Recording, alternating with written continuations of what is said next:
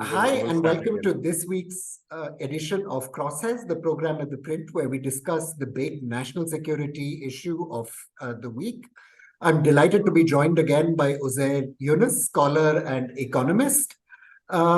We're talking on a day where Pakistan has finally got its International Monetary Fund bailout.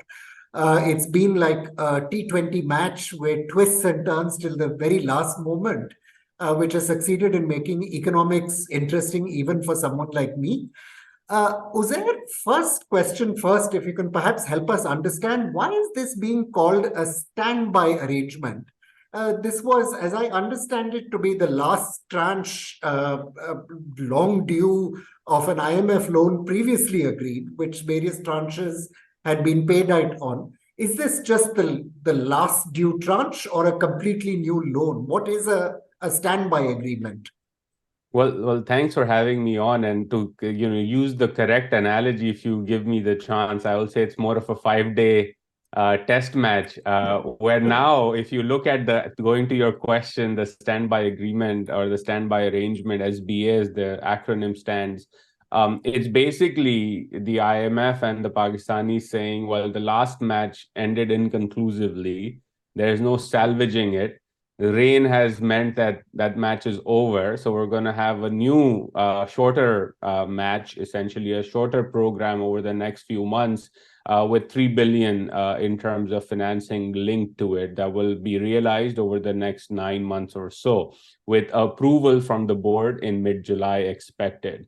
The reason for doing this is because the EFF, the eighth review happened last year. Since then, the program was in doldrums. The ninth review never happened. There were two tranches left of that program, roughly about $2 billion pending to be released. The deadline for that is today, June 30th in DC time. So in the next 8 hours, that program would have lapsed, and there was no way that money could have been put through board approval and all of that. In addition, Pakistan has elections coming up, which means that, they wanted to have a bridge financing agreement in place so that the economy remains stable. There are thresholds that have been agreed upon on energy, etc., which we can get into. But the reason why this is a new sort of agreement between the IMF and Pakistan is primarily because the old program was going nowhere, and they needed to have something that would extend through the election cycle to give the economy the breathing room necessary, after which a new government will come in to negotiate a newer program with the IMF as well. Okay, and I'll come to the elections bit in as we talk further. But one of the stalling points on these earlier tranches was that the IMF was asking for sharp cuts in spending, which the government was reluctant to do. Would that be correct? Does this mean that there will be sharp cuts in spending, or that there's some kind of halfway house that's been agreed on until there's a government? It's a halfway compromise in the sense that when the budget was put forward in front of Parliament, there were significant concerns about the tax makeup of the budget as well as some spending. So over the last week or so, the IMF went back to the drawing board with the Ministry of Finance in Islamabad, and after which Ishaq Dar gave a speech to Parliament and they made adjustments to the budget. Cumulatively, it was roughly 300 billion rupees worth of adjustments made to the budget, roughly $1 billion, one could say, primarily in terms of raising more taxes. By going after, and again, I was laughing at the IMF's own statement talking about widening the tax base. Well, that's not true, but though we can get into the nitty gritty if you'd like. But essentially, the agreement was that you will raise about 215 billion rupees in additional taxes and cut spending by about 85 billion rupees as well. So roughly 300 billion was the agreed upon amount, after which we kind of knew, once those adjustments were made in Parliament and the budget was passed by Parliament, that they were moving forward. Now, the other two things that are still pending, which people are reporting on, is that electricity tariffs have to go up by about 8 rupees a unit as part of this agreement. And the government will have to put on at least an additional 5 rupees a liter on the sale of petroleum products in the country to raise more taxes as part of that 215 billion amount to achieve that, to show that they're actually following through.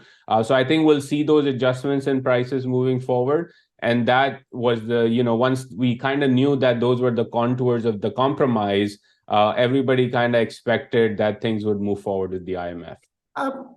You must be feeling some sense of vindication, I'm guessing, around this, because the last time we spoke, and I know you've written about this long before, have been advocate of rationalizing tariffs for energy in Pakistan. And you'd actually been quite critical of the government dragging its feet, both on fuel prices and on energy. Do you feel the government just wasted time arriving at a point where it had to go anyway, and which is good for Pakistan? Or do you see do you believe that there was some underlying bargaining process where the government's gained something from the World Bank by dragging out this negotiation? I think, look, I even today believe that this agreement could have been reached months ago. And we all knew what the differences were with the IMF. We all knew what Pakistan had to do. And the real question for people in Pakistan in particular is to ask the government, well, if you are going to agree to this thing today on June 30th, we knew that the 8th review had the same level of agreements in it. And so the 9th and 10th review would have asked you to do the same thing. So why didn't you do it back in 2022, towards the end of 2022, right? I think the loss to the economy, the loss to investor confidence, the uncertainty this has created, the distortion this delay has created in the markets is going to inflict a heavy cost and has already inflicted a heavy cost on citizens in Pakistan. Now the question is, can they sustain this, right? My view also has been, as you pointed out, just rationalizing tariffs is not going to solve the energy sector problem. It needs significant reforms, something that many, including the IMF, have talked about. Now, that's up to the government to pursue those reforms. So long as those reforms are not pursued, you and I can have this conversation next summer as well in terms of another financial crisis in Pakistan, unfortunately. And so that's going to be the trick now, is this time different? My view is that we won't know this for sure until elections are held, because an outgoing government is in no mood to push these painful reforms. But this agreement today at least gives some certainty, some sort of like space to citizens in Pakistan, because it'll say, okay, you have at least enough financing arranged to go through the next 9 months, and then hope that the new government is able to better manage the economy. So, Uzair, this elections business, I mean, various kinds of reports on whether elections will happen in September, in October, but we know this government is reaching the end of its term. There has to be an election. Is there a little bit of a post-dated check here handed to the IMF saying, look, the next guys are going to come and take these very painful decisions when we don't know who the next guy necessarily is going to be? Or can we be confident that, all things considered, some variation of the current dispensation will be around come October or November or whenever the next government is in office? Well, look, the most powerful person in the political hierarchy will most certainly be around. That is General Asim Munir. So the Chief of Army Staff is around.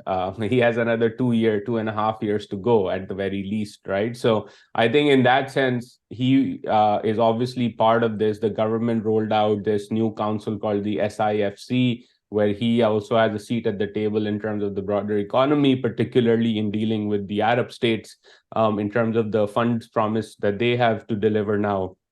So I think there is a behind the scenes, and I'm speculating here, some level of grand bargain and an agreement that certain things will continue to move forward in the way that is expected out of this program.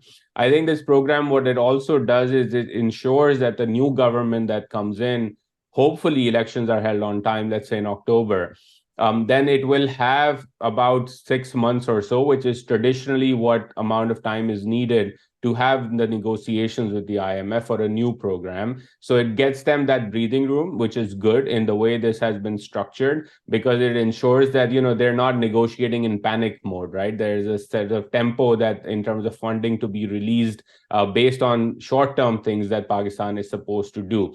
So I think there's definitely that kind of consistency baked into how this agreement is being structured. I think the other thing on the political side of this is that it's very clear to observers in Pakistan that, some level of the PDM plus others will be in power in the next elections. I don't see, unfortunately, the PTI being given the space to compete in an election cycle in a level playing manner, right? That's just does not seem like it's happening. So it means that basically all the parties that are in power at this point in time will have some level of say in what comes next. And so if they're agreeing to this at this point in time, the caretakers come in, they continue and sustain this, which then means that the new government, all it has to do is continue this and then negotiate a new program. So I think there is some level of stability that is being signaled out of this. Unfortunately, in my view, the way this stability is being signaled is being done in the same way we've seen this happen in Pakistan in the past, which means that elections may not be or are unlikely to be free and fair. That creates its own set of issues in the country. But for the time being, the program at least signals that, the next year or so, there will be some stability, barring any unforeseen shocks to the system, external or internal. Yeah. Your point on democracy, well taken here, and I will have another question for you on the army.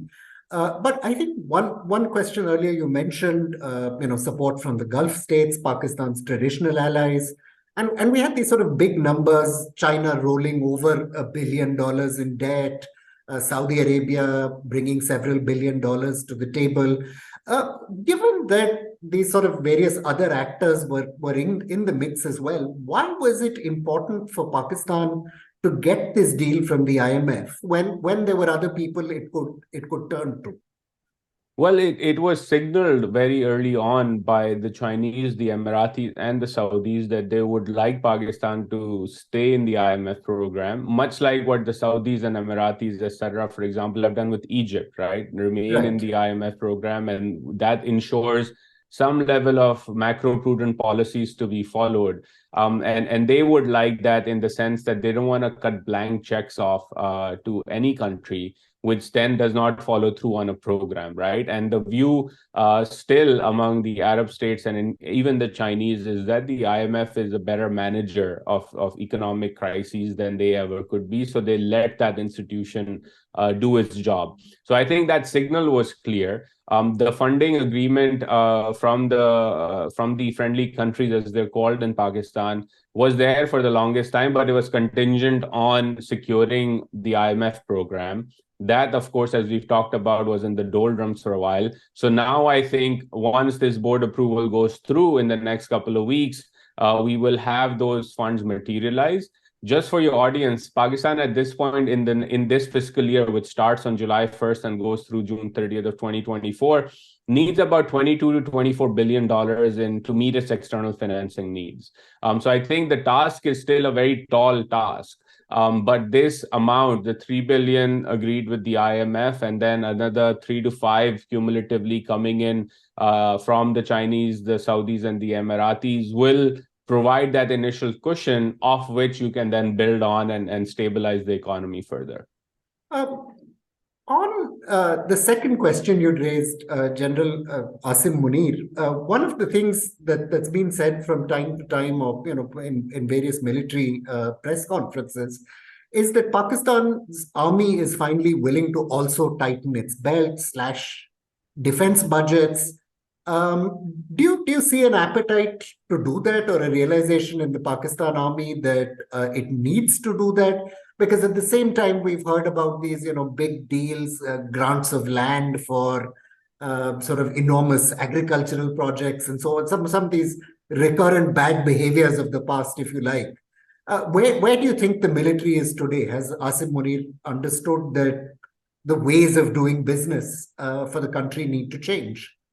Well, there's two elements to this, right? One, let's talk on the fiscal side. The fiscal side problem, given the larger economic crisis, means that military budgets just cannot increase the way the military may want them to increase, right? So just by way of the headwinds in the financial fiscal side, you cannot increase spending, which then means that just by definition, your expenses as your interest rate payments goes up and external financing needs go up, the military can't get as much as it would want on the fiscal side. So, and we've seen that strain through 2018, for example. You may remember, many of your listeners may remember, that there was a lot of brouhaha over the army in that first Imran Khan budget taking a pause on expenditure growth, right? Well, they actually did increase a little bit in nominal terms, but adjusted for inflation, real growth has not been there in terms of the military's own official budget that we can look at. They've had to grow the pension budget, and pensions in Pakistan, both civil and military, are a ticking time bomb. Thankfully, the province of Khyber Pakhtunkhwa under PTI has embarked on a pension reform process, and I hope other provinces and then the federal government also goes towards it, which Ishaq Dar indicated in his parliament speech as well, that they're trying to get the pension time bomb sorted out as well. Then the other part, the second part of your question, which is on the military's role in the economy. And unfortunately, I see that only growing. The SIFC, the makeup of that, from what we've heard from public reporting, shows that the military will play a more overt role in economic management moving forward. That overt role has been growing at least since 2018, but there's a whole sort of, long threads on social media on all the former general appointments and all of that has happened. And then most recently, we saw the 47,000 acres of agricultural land that was given out by a caretaker setup, which thankfully the courts have also taken notice of and said, well, this is not okay. So I think overall, just because of where the politics is in Pakistan at this point in time, the military's economic role and the military's political role, overt and covert in the political economy, is growing.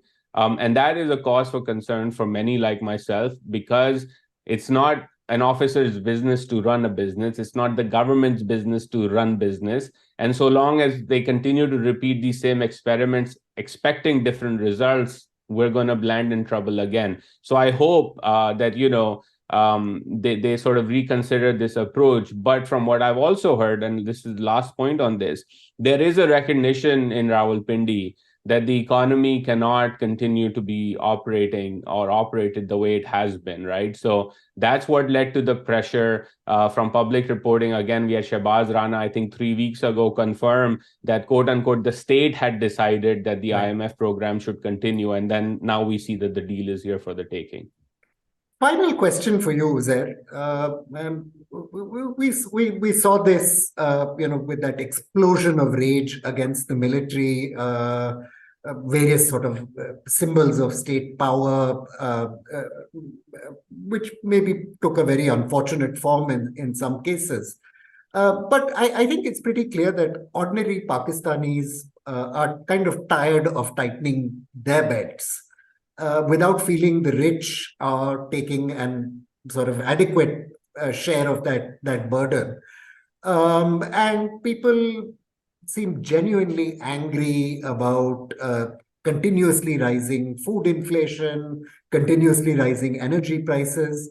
Do you feel that the next government is going to be able to summon the political will it takes, at least to show that it's committed to taxing the rich, recovering bad debt, that whole gamut of issues, or that the IMF is essentially doing what it's done before, which is enable bad behavior to continue, as it were, by not forcing that final reckoning? Yeah, though, I mean, look, there are 2 or 3 scenarios here, right, that in my mind are going to likely play out in the next few months. The more likely scenario, in my view, is that it's going to be business as usual. They will kick the can down the road and not do what is supposed to be happening in the economy in terms of reform and the reform agenda. And the signal for that is clear in the sense that, you ask any of the leading contenders for finance ministry or prime minister, well, what are the three big reforms you want to do? There's no blueprint per se in there that they can tell you. So that just shows the level of preparedness around that.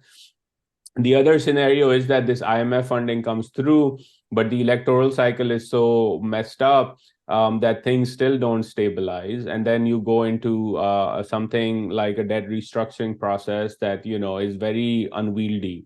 And that will inflict costs and maybe lead to some level of shifts in behavior over time, the way we've seen in Sri Lanka, for example. And then the third scenario in my mind is that they keep muddling along in the way that they have, finding some level of adjustments from friendly countries, enough inflows to continue papering over the big crises that are there, as you said, in terms of the people suffering, ordinary citizens suffering.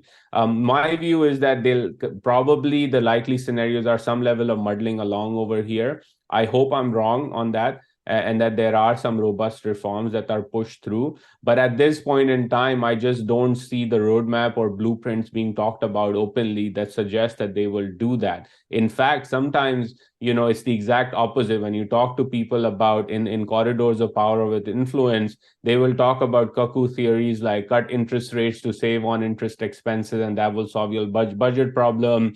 Oh, the state bank should not be independent. If we could only borrow directly from the state bank, we wouldn't be losing so much money through lending through the banking channels, right?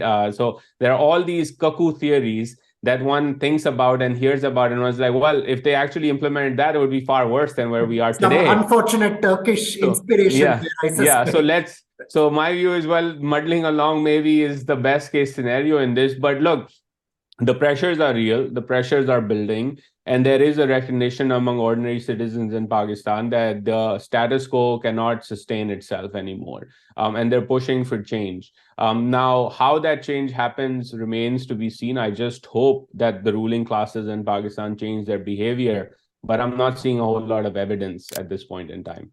Well, on that sober note, thank you, Uzair. As always, a particular thanks from our viewers and listeners, because we know it's the crack of dawn for you out there in New York. And we look forward to having you back again. To all of you, thank you for joining Crosshairs again this weekend.